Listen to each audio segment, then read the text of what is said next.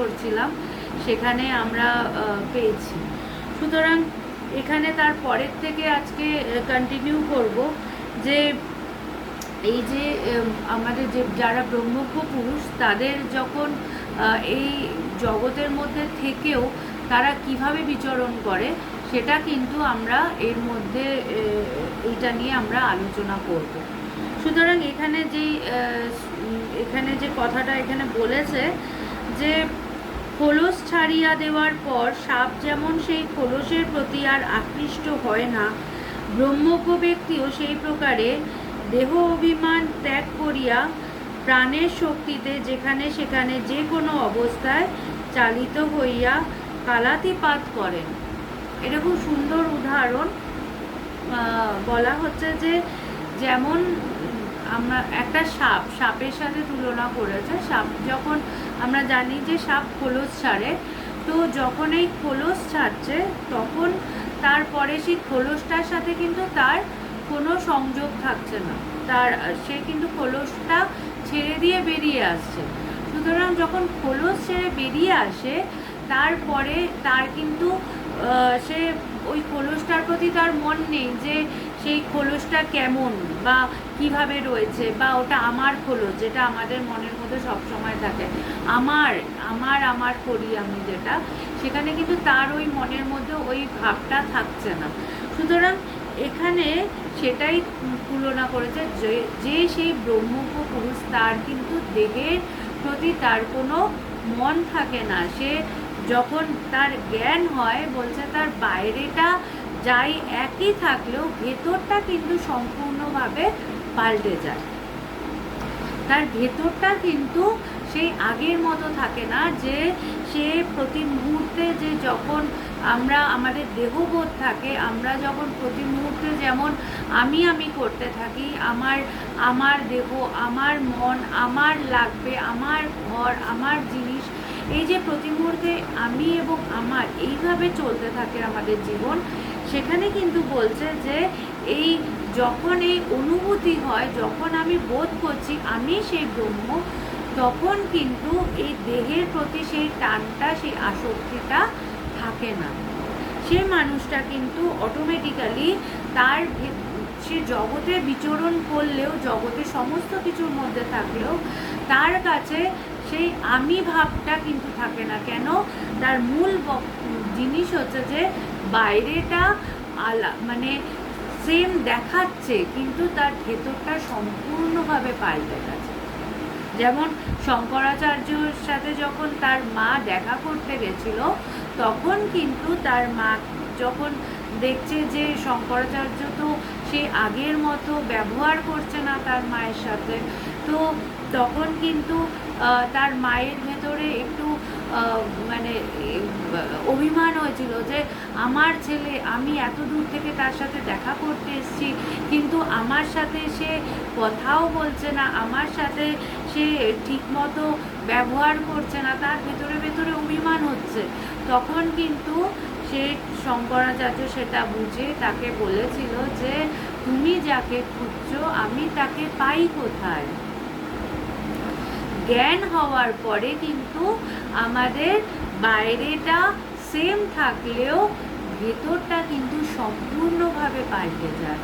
আমরা যতই চেষ্টা করি না কেন যে আগের মতো জগৎকে, আমি ভাবি আমার সামনে আমার সাথে যারা রয়েছে পরিবারের মানুষরা, তারা ভাবে যে এই আগের মতো কেন করছে না, কেন আমার সাথে মিশছে না, কেন সংসারের সমস্ত কিছু দেখছে না। তার এই জগৎকে মানে জগতের সবাই টানার চেষ্টা করলেও কিন্তু তার পক্ষে কিন্তু জগতে মন দেওয়া সম্ভব হয় না। এটা আস্তে আস্তে ছুটে যায়। তাই জন্য বলছে যে তোমার কিছু ত্যাগ করার প্রয়োজন নেই। ত্যাগটা হচ্ছে যেই যখন, এই জন্য বলছে নিষ্ঠা সহকারে প্রতি মুহূর্তে আমাদের কাজ হচ্ছে ঈশ্বর চিন্তা করা, আর কোনো কিছু না। আমার কিছু ত্যাগ হলো কি না, আমি ঈশ্বরকে মানে আমি ঈশ্বরের কাছে যাওয়ার জন্য সব কিছু ছাড়তে পারলাম কি না, আমার কিন্তু ওই দিকে মন রাখার কোনো প্রয়োজন নেই। কেন? কারণ আমার যখন ঈশ্বরের প্রতি মন আস্তে আস্তে গভীরে নিবিষ্ট হবে, আস্তে আস্তে আমি তার কথা ভাবতে থাকবো, তখন কিন্তু অটোমেটিক আমার জগতের থেকে মন সরে যাবে। কারণ সেই আগের মনটা আর নেই, তখন আর জগৎকে এই কারণেই আমার আকর্ষিত আমি ফিল করব না, কারণ আমি তখন এটাই প্রতি মুহূর্তে অনুভব করব যে আমি যেটা পেয়েছি এর থেকে আর দামি জিনিস পৃথিবীতে হতে পারে না। সবচেয়ে যদি পৃথিবীতে কোনো দামি কিছু থেকে থাকে সেটা হচ্ছে ঈশ্বর। যখন আমি সেটাই পেয়ে গেছি, তখন আমার জগতের কোনো কিছু আমাকে আকৃষ্ট করে না। তাই এখানে বলছে যে যখন এই দেহের প্রতি যে এই টান, এইটা যখন থাকবে না, বলছে যখন মন থাকে না, কি বলছে, ব্রহ্মজ্ঞ ব্যক্তিও সেই প্রকারে দেহ অভিমান ত্যাগ করিয়া প্রাণের শক্তিতে যেখানে সেখানে যে কোনো অবস্থায় চালিত হইয়া যায়। যে কি, যখন দেহে মন থাকে না, তোমার ভেতরের শক্তি এত তীব্র হয়ে যায়। আমরা যখন এই শক্তির সাধনা করি, তখন আমার এই জন্যে বলছে যে তোমার আসল সমস্ত কিছু কিন্তু তোমার ভেতরে আছে। আসল শক্তিটা কিন্তু তোমার ভেতরে, সবটা তোমার ভেতরে। তুমি যেমন যেমন করে নিজের ভেতরের শক্তিকে জাগাতে পারবে, তুমি কিন্তু সমস্ত কিছু তুমি করতে পারবে। তোমার কিন্তু মনে হবে না যে তোমার এই জগৎটা থেকে কিছু পাওয়ার আছে, বা জগতে আর কেউ এর থেকে বেশি শক্তিশালী আছে। যেমন শঙ্করাচার্যের জীবনেরই একটা ঘটনা বলি। তিনি তার মাকে কথা দিয়েছিলেন যে তার শেষ জীবনে তিনি যখন শেষ অবস্থা আসবে, শঙ্করাচার্য তার মায়ের কাছে ঠিক যাবে। তো তিনি যখন মানে উত্তরকাশীর দিকে ছিলেন, তো তিনি অনুভব করেন যে তার মায়ের শেষ সময় হয়ে এসেছে, এবং তিনি সেটা অনুভব করে তিনি কিন্তু যোগ বলে তিনি সূক্ষ্ম শরীরে, মানে তিনি কিন্তু আত্মস্থ হয়ে আছেন, কেউ সেটা জানে না, কিন্তু তিনি সেই যোগ বলে সূক্ষ্ম শরীরে তার মায়ের কাছে যান। এবং তিনি যে সেই কথা দিয়েছিলেন যে শেষ সময়ে তার মার কাছে যাবেন, মায়ের সাথে দেখা করবেন, তিনি কিন্তু তার মায়ের সাথে দেখা করেন এবং মাকে মানে সেই সময় তিনি সমস্ত কাজ তিনি করেছিলেন। তো এইটাই হচ্ছে যে যখন আমরা আমাদের এই নিজের শক্তির সাথে পরিচয় হবে আমাদের, তখন আমরা এই দেহের মধ্যে সীমিত থাকবো না।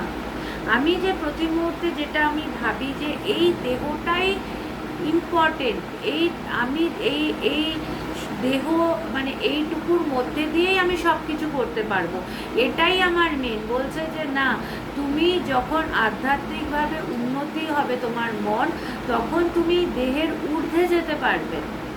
তখন তুমি কিন্তু মানে আমার একবার অনুভব হয়েছিল যে আমি আমার বাড়িতেই ছিলাম, কিন্তু আমি ভগবানের কথা এমনভাবে আমি ভাবছিলাম, আমি ভগবানকে আমার সামনে দেখেছি। মানে আমার সেই সময় আমার শরীরটা অতটা ভালো ছিল না, আমি ভগবানকে নিয়েই সবসময় চিন্তা করছিলাম।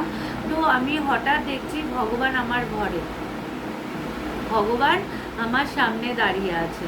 তো আমি তারপরে ভগবানকে বলেছিলাম যে আমি তোমাকে আমার ঘরে দেখলাম। ভগবান বলছে আমি তো বিরাটিতেই ছিলাম, তুই আবার কোথা থেকে দেখলি? ভগবান তো সবসময় ধরা দেন না, সবসময় বলতেও চান না। তো ভগবান বললেন যে তুই আবার কোথা থেকে দেখলি? আমি তো আমার বাড়িতেই ছিলাম। আমি বললাম না ভগবান, আমি তোমাকে দেখেছি। সুতরাং এই যে যদি আমরা এই নিজের শক্তি, এটাই হচ্ছে, আমরা কি সবসময় ভাবি যে আমরা যেহেতু জগতের মধ্যে আছি না, আমাদের মনে হয় যে সেকেন্ড যে পার্সন তার ওপরে আমি যদি নির্ভর করি সে আমাকে সাহায্য করবে। কিন্তু এই আধ্যাত্মিক পথে বলছে বাইরে কোনো শক্তি তোমার সাহায্য করার নেই। তুমি বাইরের কোনো শক্তি তোমাকে দুর্বল বানাবে বরঞ্চ। কেন? কারণ যত তুমি সেকেন্ড পার্সনের ওপরে ডিপেন্ড করবে, তত তোমার মনে হবে ওই মানুষটা যদি আমার জীবনে না থাকে তাহলে আমি কি করব, আমার কি হবে, তাতে কি হলো, ওই মানুষটাকে যদি তুমি না পাও তখন কিন্তু তুমি দুর্বল হয়ে পড়বে। কিন্তু তুমি যদি সেখানেই এটা অনুভব করো তোমার ভেতরেই তিনি আছে এবং তুমি তাকে ভীষণভাবে অনুভব করছো নিজের ভেতরে, সমস্ত শক্তি জগতে এই শক্তি দ্বারাই টোটালটাকে তুমি রুল করতে পারো, তখন কিন্তু তুমি মানে এতটাই শক্তিশালী হবে যে তোমার কাছে কেউ থাকুক আর না থাকুক, তুমি একা থাকো আর যাই করো না কেন, তোমার কিন্তু মনে হবে না আমাকে কে দেখবে, আমার কি হবে। তোমার কিন্তু দেখা যাবে সবটা যে আমার প্রতি মুহূর্তে তিনি আমাকে সাহায্য করছেন। সুতরাং এইটাই হচ্ছে আসল, যত যত করে আমাদের একটাই কাজ, নিজের শক্তির ওপরে নির্ভর করা। বেশি বেশি করে আমরা যেন নিজের শক্তির ওপরে নির্ভর করি, আমরা যেন নিজেকে জানতে পারি। নিজেকে যখন জানবো তখন মনে হবে না পৃথিবীতে সেকেন্ড কোনো মানুষকে আমার দরকার। বলছে যে আর একটা উদাহরণস্বরূপ এখানে বলা হচ্ছে যে জলের স্রোতে কাষ্ঠখণ্ড যেমন কখনো নিম্ন কখনো উচ্চ স্থানে নীত হয়, ব্রহ্মজ্ঞ ব্যক্তিরও শরীরও সেই প্রকারে প্রারব্ধ কর্মের বসে যথাসময় উপস্থিত বিভিন্ন ফলভোগের সম্মুখীন হয়। বলছে যে আমরা যেমন একটা কাঠ যখন ভেসে যায়, তার সেই কাঠটার কিন্তু তার কোনো ওই কাঠটার নিজের ওপরে কোনো কন্ট্রোল থাকে না যে আমি এই দিক দিয়ে ভাসবো, আমি ডান দিকে যাব, আমি বাঁ দিকে যাব, আমি এভাবে যাব, তার কিন্তু নিজের ওপরে সেই কন্ট্রোলটা থাকে না। জল যেমনভাবে প্রভাবিত হচ্ছে সে কিন্তু সেই কাঠটা কিন্তু সেইভাবেই ভেসে যাবে, সেই দিকেই ভেসে যাবে, তার নিজস্বতা কিন্তু থাকে না। ঠিক তেমনভাবে ব্রহ্মজ্ঞ পুরুষ, ব্রহ্মবিদ যে সব সময় যিনি স্বয়ং ব্রহ্ম হয়েই রয়েছেন, তিনি কিন্তু জগতে অন্য কারুর ওপরে তিনি নির্ভর করে থাকেন না। এই যে আমি আজকে আলোচ্য বিষয় যেটা আমি বললাম যে সবই তার ইচ্ছা, এই কথাটার প্রকৃত অর্থ কেন আমি বললাম যে একমাত্র ব্রহ্মজ্ঞ পুরুষই এই কথাটা যথার্থভাবে বলতে পারে। কেন? তার নিজস্ব কোনো ইচ্ছা থাকে না, তার নিজের ওপরে কোনো মানে তার মন ওভাবে রিজিড নয় যে আমাকে এটাই করতে হবে, আমি এটাই, তিনি সবসময় সেই ব্রহ্ম হয়েই আছেন। সুতরাং সেই তার ওখান থেকেই তিনি প্রতি মুহূর্তে তিনি তাকে যা করতে হবে তিনি সেই প্রারব্ধ অনুসারে সেই ফল ভোগ করেন। তাকে তার সেই কর্ম যা করে এসেছে, যেহেতু তার শরীরটা রয়েছে, শরীর ধারণ করেছেন, তাই জন্য সেই অনুসারে তিনি মানে যা যা এই জীবনে যেটুকু যা সেগুলো তাকে ভোগ করতে হয়। কিন্তু সত্য কথা হচ্ছে তার কিন্তু কোনো কর্মের প্রতি তার মন থাকে না, তিনি যুক্ত থাকেন না এবং সেখান থেকে তার কিছু পাওয়ারও থাকে না। তিনি প্রতি মুহূর্তে প্রত্যেকটা ভক্তের জন্যে তিনি ভাবেন তাদের উন্নতির জন্য। তার কিন্তু এটা থাকে না যে আমি এই ভক্তের জন্যে ভাববো, এর যদি উন্নতি হয় তাহলে আমি এখান থেকে কিছু পাবো। তার কিন্তু সেইটা থাকে না যে এই আমি এর জন্য একটু কিছু করি তাহলে এ আমাকে বেশি টাকা পয়সা দেবে, আমি ওর জন্য একটু করি।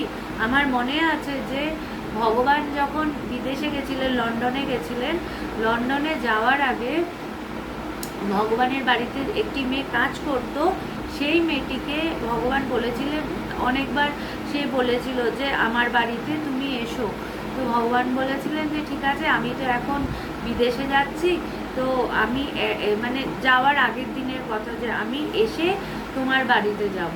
সেই লন্ডনে প্রচুর বড় বড় প্রোগ্রাম হয়েছে, অনেক কিছু হয়েছে, কিন্তু সেখানে ভগবান সেখান থেকে এসে, আমরা তো মানে খুব খুশি, লন্ডনে এত ভালো কাজ হয়েছে, এত মানুষ এসেছে, সব কিছু। ভগবান কিন্তু আমরা আসার পরে ভগবানকে মানে সব আর আশেপাশের মানুষরা আসে, তাকে সম্মান জানায়, সব কিছু হয়, তিনি কিন্তু ভুলে যাননি। তিনি আসার পরেই কিন্তু ওই মেয়েটির বাড়িতে যান। সেটা একটা বস্তিতে, একটা ছোট্ট ঘরের মধ্যে তিনি থাকেন। ভগবান খুব লম্বা ছিলেন, তিনি সোজা হয়ে, মানে তার ঘরটা এতটাই ছোট যে তিনি সোজা হয়ে সেখানে দাঁড়িয়েও মানে মাথা নিচু করে ঢুকতে হয়েছে তাকে। কিন্তু তিনি কিন্তু তার কাছে যে লন্ডনে গেছে বলে তিনি ওই মেয়েটির বাড়িতে আর যাবেন না, বা তিনি এত সম্মান পেয়েছে বলে তার কাছে ওই মেয়েটি তুচ্ছ, তা কিন্তু ছিল না। এই এই যে এটা কিন্তু আর্টিফিশিয়ালি, মানে ওই মেয়েটার থেকেও কিছু পাওয়ার ছিল না, লন্ডনের থেকেও কিছু পাওয়ার ছিল না। এমনকি ভগবানের যখন মানে শরীর মানে তার যাওয়ার বেশ কয়েক মাস আগে ভগবানের কথা হয়েছিল যে এক ভক্ত বলেছিল তাকে আমেরিকায় নিয়ে যাবে, কিন্তু ভগবান বললেন যে না, আমি আর কোথাও যাব না। তো ভগবান মানে তার কাছে তো সবটাই জানা ছিল না, যে তার জীবনের কেমন কি তার গতিবিধি, সেগুলো তো আমরা জানতাম না। তো সেখানে কিন্তু দেখা গেল যে ভগবানের কাছে কিন্তু মানে কে কতটা তাকে দিচ্ছে সেই অনুসারে তিনি তার সাথে ব্যবহার করেন না, সেটা আমরা করি। আমাদের কাছে কিন্তু মানুষ, যে মানুষটা আমার কাছে আসছে সেই মানুষটা আমাকে কতটা, প্রত্যেকটা মানুষ এটাই বলে থাকে যে সবই তার ইচ্ছা, কিন্তু সব তার ইচ্ছা অনুসারে চলে না।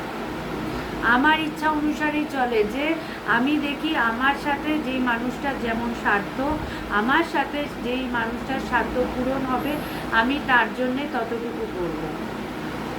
আর যার সাথে আমার স্বার্থ পূরণ হবে না আমি তাকে কাইন্ড অফ অ্যাভয়েডই করবো, যে কেন সেখানে আমার কোনো দাম, আমার কোনো কিছু পাওয়ার নেই, আমার এখানে কিছু করার নেই, সুতরাং বেকার বেকার সময় নষ্ট করে কি হবে। তো এইটা কিন্তু ভীষণ ইম্পর্টেন্ট, যে যতক্ষণ আমরা তার সাথে একত্রবোধ না করছি ততক্ষণ তার ইচ্ছায় সবটা হচ্ছে, এটা কিন্তু আমি কিছুতেই বুঝবো না। আমার ভেতরে যতক্ষণ মন থাকবে, আমার ভেতরে যতক্ষণ আমিত্ববোধ থাকবে, আমার ভেতরে যতক্ষণ আমি সব, এটা যতক্ষণ আমার ভেতরে থাকবে, আমি কিন্তু কিছুতেই তার ইচ্ছাটাকে বুঝতে পারবো না যে সব তার ইচ্ছাতে হচ্ছে। তিনি প্রতি মুহূর্তে সাহায্য করছেন।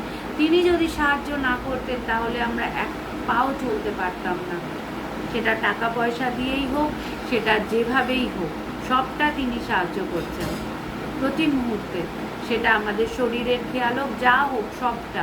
সেখানে একমাত্র এই কথাটা সেই ঠিক ঠিক বোধ করতে পারে যে ব্রহ্মের সাথে একাত্ম হয়ে আছে, যে স্বয়ং ব্রহ্ম হয়েই আছে।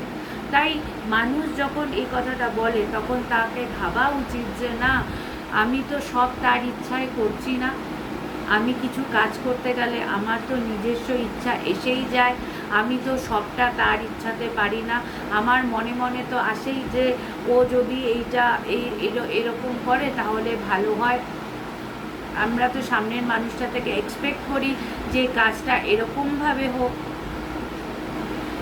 যখনই আমার মনের মতো সামনের মানুষটা করে না, তখন আমার রাগ হয়, অভিমান হয়, যে আমি তো তোমার জন্যে সারা জীবন দিয়ে দিলাম, সব কিছু করলাম, তুমি আমার জন্য এইটুকু করতে পারলে না, এইটুকু খেয়াল রাখতে পারলে না, তুমি আমার এইটুকু কেয়ার করলে না। আমরা কিন্তু এইভাবেই জীবনযাপন করি। সেটা কিন্তু তখন আমার নিজস্ব ইচ্ছা এসে যায়, আমার এক্সপেকটেশনস এসে যায় যে আমি ওর জন্য এত কিছু করছি, ও আমার জন্য করবে। তাই এখানে বলছে যে স্রোতে পতিত কাষ্ঠখণ্ডের যেমন কোনো স্বাধীন ইচ্ছা থাকে না, দেহ অভিমান রহিত ব্রহ্মজ্ঞ ব্যক্তিরও সেই প্রকার প্রারব্ধ কর্মের ফল ভোগে কোনোরূপ ইচ্ছা বা অনিচ্ছা এবং অভিমান লেশও থাকে না। বলছে যেমন একটা কাঠ বয়ে যাচ্ছে, তার নিজস্ব ইচ্ছা থাকে না, তার কিছু করার নেই, তাকে জলটা যেদিকে নিয়ে যাবে সে সেদিকেই যাবে। ঠিক একইভাবে আমাদেরও কিন্তু কিছু করার নেই, আমাদের ঈশ্বর যেমনভাবে নিয়ে যাবে আমরা তেমনভাবেই যাব। কিন্তু বলছে যে তারপরেও আমরা চেষ্টা করি, যে এই যে আমরা নানা কিছু করে চলেছি, আজকে এই উত্তরাখণ্ডে, হিমাচলে যে এত এই যে ল্যান্ডস্লাইড হচ্ছে, পাহাড় ভেঙে পড়ছে, এত কিছু হচ্ছে, আজকে প্রকৃতির এগেনস্টে গিয়েই তো আমরা কাজ করছি। সেখানে হাজার হাজার বিল্ডিং তৈরি হচ্ছে, আমরা টাকা পয়সা দিয়ে যেই রকম ন্যাচারালি যেটা হওয়া দরকার তার এগেনস্টে গিয়ে আমরা এই যে চারিদিকে এত ফ্ল্যাট হচ্ছে, সেখানে আমরা নেচারের এগেনস্টে গিয়ে যেখানে মানে পারমিশন পাওয়া উচিত না, সেখানে হাজার হাজার জায়গায় আমরা ডিপ টিউবওয়েল করছি, সেখানে এত বড় বড় বিল্ডিং তৈরি করছি। তো নেচার যেটা আমাদেরকে দিয়েছে সেটা প্রকৃতির বিরুদ্ধে গিয়ে আমরা প্রতি মুহূর্তে কাজ করছি। কেন? নিজের সুখের জন্য, নিজের আনন্দের জন্য। সেটা করতে গিয়ে কি হচ্ছে, একটা সময় দেখা যাচ্ছে যে প্রকৃতি সেই ভার আর নিতে পারছে না, সেখানে সমস্যা হচ্ছে। সেটা আগে তো ছিল না। যত দিন যাচ্ছে তত আমরা নিত্য নতুন জিনিস আরও ইনভেন্ট করছি, আরও সেখানে নানা কিছু তৈরি হচ্ছে, এবং আমরা নিজস্ব ইচ্ছা পূরণ করার জন্যেই এই কাজগুলো করছি। সুতরাং সেই ক্ষেত্রে বলছে যে এখানে যে ব্রহ্মজ্ঞ পুরুষ, তার নিজস্ব ইচ্ছা পূরণ করার উপায় নেই। কেন উপায় নেই? কারণ তার নিজস্বতাই তো থাকছে না। যখন তিনি নিজের সাথে বিলীন হয়ে যাচ্ছে, বলছে যতক্ষণ তোমার আমিত্ব থাকে ততক্ষণ তোমার নিজস্বতা। যখন তুমি তার কথা ভাবতে ভাবতে তুমি আর তার মধ্যে কোনো পার্থক্য নেই, যখন আমি এটাই আমি সেই, সেখানেও আমি থাকছে, কিন্তু যখন এক সেই থাকে সেখানে আমি থাকে না। সে আমিত্ব যখন নাশ হচ্ছে তখন কিন্তু যখন তারই প্রতি মুহূর্তে, শুধু এক মুহূর্তের জন্য না, জ্ঞান হলে কি হচ্ছে, এক মুহূর্তের জন্য আমি এটা উপলব্ধি করছি, তারপরে আস্তে আস্তে আমার মন নামছে। হ্যাঁ, একদম আগের মতো হয় না, কিন্তু জগতে থাকতে গেলে কিছু না কিছু আবার মনের মধ্যে, কারণ আমার কত গভীরে মন গেছে তার উপরে নির্ভর করে, আমার অনুভূতি কত গভীর তার উপরে নির্ভর করে যে আমার মনের অবস্থা কেমন। সেখানে কিন্তু যে ব্রহ্মবিদ, দেখো জ্ঞানের অনেক তারতম্য আছে, যে ব্রহ্মবিদ তার কিন্তু ওঠার আমার ব্যাপার নেই। তিনি ভক্তের জন্যে নিচু হন, তিনি জগতে মন দেন, জগৎ ভোগ করার জন্যে না। তিনি জগতে মন দেন, মনটা কিসের জন্য? জগৎ থেকে সেই ভক্তকে তুলে আনার জন্য। সেই ভক্তের হাত, আমাদের কি হয়, আমাদের মন যদি পরিপক্ক না হয়, আমি যদি কারুর জন্যে কিছু করার চেষ্টা করি, সেখানে কিন্তু অনেক সময় দেখা যায় সেই সামনের মানুষটার মনে এত বিষয় বাসনা এতটাই তীব্র যে আমি তাকে সাহায্য করতে গিয়ে সে দেখা যাচ্ছে আমাকে এমনভাবে ইন্সপায়ার্ড করলো যে কি করবি জগতে, এই সব ত্যাগ করে কি হবে, দেখ এখানে চল, আমার সাথে বন্ধু বান্ধবের সাথে মিশবি, চল এখানে পার্টিতে চল, এখানে এটা করো। এই যখন সে এমনভাবে মানে বলবে, তার জগতের শক্তিও নেহাতি কম না, সে এমনভাবে ইন্সপায়ার করবে যে তখন কিন্তু আমি সমস্ত কিছু ছেড়ে দিয়ে, তখন আমার মনে আমি ভুলে যাব যে আমি ঈশ্বরকে অনুভব করেছি। এরকম বহু মানুষকে আমি দেখেছি যে যারা তাদের সমাধি হওয়ার পরেও তারা কিন্তু চলে গেছে। একজনকে দেখেছিলাম যে সে সমাধি হওয়ার পরেও দেখা গেছে যে সে আবার আরেকজনকে বিয়ে করে অন্য জায়গায় চলে গেছে, সব কিছু ছেড়ে। সুতরাং এটা কিন্তু ওই মানে শুধু একবার সমাধি হলেই হবে না, যথেষ্ট না। বলছে আমাদের এই উপাসনা প্রতি মুহূর্তে, যত দিন আমরা বেঁচে থাকবো, মৃত্যুর আগে পর্যন্ত যত দিন আমরা বেঁচে থাকবো ততদিন আমাদের উপাসনা করতে হবে, ততদিন আমাদের সাধনা করতে হবে, ততদিন আমাদের এই প্রতিনিয়ত রোজ বসতে হবে, রোজ ধ্যান ধারণা করা উচিত। রোজ যে যেমনভাবে ঈশ্বরকে ডাকে, সে যদি ধ্যান করলো, সে যদি বিচার করলো, সে যদি পুজো অর্চা করলো, যাই করুক, আসল বিষয় হবে, সাবজেক্ট হবে ঈশ্বর। পুজো করতে গিয়ে কেমনভাবে পুজো করবো সেই দিকে মন না দিয়ে ঈশ্বরকে পুজো করছি সেটা আমার আসল বিষয় হতে হবে। আমি যদি সাইড লাইনে যাই তাহলে হবে না। আমার বিষয় প্রতি মুহূর্তে আমি ধ্যানই করি, আমি যাই করি না কেন, আমার মনের মধ্যে বারবার বারবার যেন ঈশ্বর চিন্তা অহরহ আসতে থাকে। সেই সাধনার ফলেই কিন্তু তখন আমি দেখব যে আমি তাকে উপলব্ধি করেছি, আমি তাকে নিয়ে আছি। কারণ একবার সমাধি যথেষ্ট না, আমার মন নামতে থাকে। আমরা জগতে যেহেতু থাকি, জগতের নানা কিছু বিষয়বস্তু কিন্তু আমার মনকে আবার টেনে নেবে। এই জন্যে সবসময় জানবেন যে জগতের শক্তি কম না। সামনের মানুষ তারাও তো বিষয় নিয়ে আছে না। তোমাকে এখন তুমি হয়তো এইসব কথা শুনছো, তোমার মনের মধ্যে বৈরাগ্য আসছে, কিন্তু সেকেন্ডও লাগবে না তোমার মন নিচে নামতে। আমরা নারদের গল্প জানি। নারদ যখন একজন সুন্দরী মেয়েকে দেখে প্রভাবিত হয়ে গেছিল, তারপরে সে তার প্রভু, সে 24 ঘন্টা নারায়ণ নারায়ণ করে, তাও প্রভাবিত হয়ে গেছে। তাহলে আমরা তো 24 ঘন্টা নারায়ণ নারায়ণ করছিও না।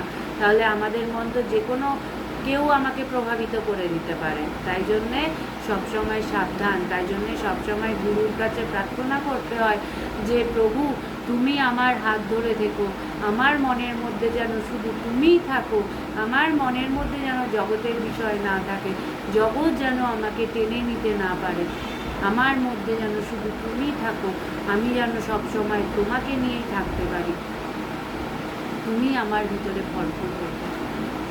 এই প্রার্থনা যেন আমাদের সবার ভিতরে থাকে। ঠিক আছে, আজ এই অবধি থাকুক। এবং আমি আর একটাও কথা বলতে চাই যে যারা আমাদের আশেপাশেই রয়েছে সবাই জানো, আগের দিনও আমি বলেছিলাম, আগামী 14 তারিখ রবিবার বিকেলবেলা 5টা থেকে আমাদের মৈত্রেয়ী ভবনে আমরা আধ্যাত্মিক আলোচনা করব।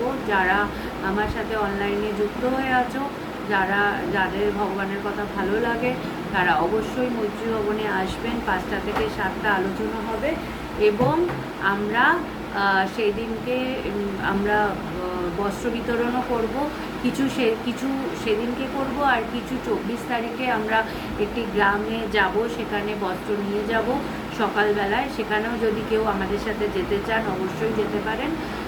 এই 14 তারিখ এবং 24 তারিখ আমরা বস্ত্র বিতরণ করছি, তো আমাদের সাথে থাকবেন, আমাদের খুব ভালো লাগবে আপনারা এলে। তাই 14 তারিখ রবিবার বিকেল 5টা থেকে 7টা হবে, আপনারা সবাই কিন্তু অবশ্যই আসবেন।